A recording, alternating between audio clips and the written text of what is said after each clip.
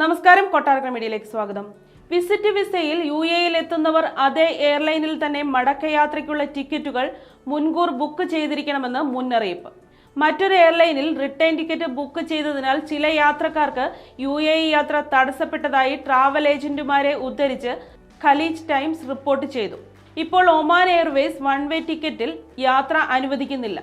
മറ്റ് എയർലൈനുകളുടെ സ്ഥിതിയും ഇതുതന്നെയെന്ന് Oman Airways അധികൃതർ പറഞ്ഞു. ദുബായിലെയും അബുദാബിയിലെയും വിമാനത്താവളങ്ങളിൽ ഇമിഗ്രേഷൻ പരിശോധന കർശനമാക്കിയതിന് പിന്നാലെയാണ് ഈ യാത്രാ നിബന്ധന. ടൂറിസ്റ്റ് വിസയിലെത്തുന്നവർ വേണ്ടത്ര പണമില്ലാതെ വിഷമിക്കുകയും മടക്കയാത്ര നടത്താനാവാതെ ബുദ്ധിമുട്ടുകയും ചെയ്യുന്ന പശ്ചാത്തലത്തിലാണ് കർശന നിബന്ധനകൾ ഏർപ്പെടുത്തിയത്. ദുബായ് സന്ദർശന വിസയിലുള്ള യാത്രക്കാർ 3000 ദിർഹം പണമായോ ക്രെഡിറ്റ് കാർഡായോ സൂക്ഷിക്കണമെന്നും സാധുവായ റിട്ടേൺ ടിക്കറ്റ്, താമസത്തിനുള്ള തെളിവ് എന്നിവ കൈവശം വെക്കണമെന്നും നിർബന്ധമാക്കിയിരുന്നു.